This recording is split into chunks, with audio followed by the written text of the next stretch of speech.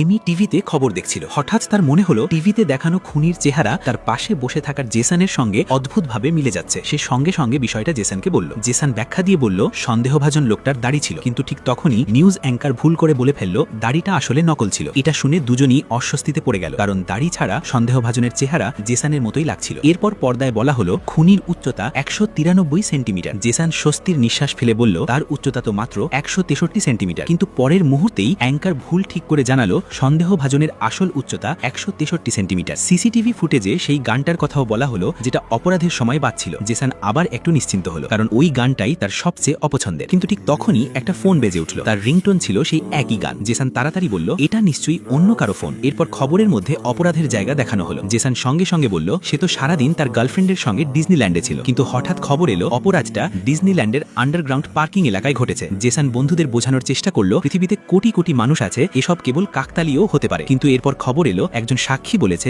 অপরাধী ঘটনাস্থলে ঠিক সেই কথাগুলো বলেছিল যেগুলো জেসন প্রায়ই বলে। যখন জেসন নিজেকে নির্দোষ প্রমাণ করতে চাইছিল, তখন তার বন্ধুরা ঠান্ডা চোখে তার দিকে তাকাতে শুরু করলো। তারা বলল তারা কখনো তাকে এমন কথা বলতে শোনেনি। ঠিক তখনই খবর এলো সন্দেহভাজনের তথ্য দিলে $30 লাখ পুরস্কার দেওয়া হবে। এটা শোনার পর তিন বন্ধুরই জেসনের প্রতি হঠাৎ আগ্রহ বেড়ে গেল। তারা তাকে পুলিশের হাতে তুলে দিতে প্রস্তুত হয়ে গেল। সবাই যখন প্রায় নিশ্চিত হয়ে গেল যে জেসনই খুনি, ঠিক তখন অপ্রত্যাশিত ঘটনা ঘটল। জেসন হঠাৎ একটা বন্দুক বের করলো আর শপথ করে বলল সে অপরাধী নয়। কিন্তু যখন সে সন্দেহভাজনের স্কেচ দেখলো আর বুঝলো সেটা তার সঙ্গে একদমই মেলে না, তখন সে বুঝতে পারলো তাকে ফাঁদে ফেলা হয়েছে। সে তার গার্লফ্রেন্ডকে সরে যেতে বলল আর বাকিদের বসে থাকতে বাধ্য করলো। ঠিক তখন এমি হঠাৎ জেসনের ওপর ঝাঁপিয়ে পড়ল। সে বুঝে গিয়েছিল কিছু লোক পুরস্কারের লোভে জেসনকে পুলিশের হাতে তুলে দিতে চাইছে, আর বন্দুক এখন জেসনের হাতে। জেসন মানসিকভাবে পুরো ভেঙে পড়ার অবস্থায় চলে গেল। ঠিক তখন টিভিতে নতুন খবর এলো আসল খুনিকে গ্রেফতার করা হয়েছে। এটা শুনে ঘরে থাকা সবাই ভীষণ লজ্জা পেল। এমি দ্রুত জেসনের বাঁধন খুলে দিল, কিন্তু জেসনকে মুক্ত করে তার বন্দুক ফেরত দেবার সঙ্গে সঙ্গেই টিভিতে আরেকটা ব্রেকিং নিউজ ভেসে উঠল।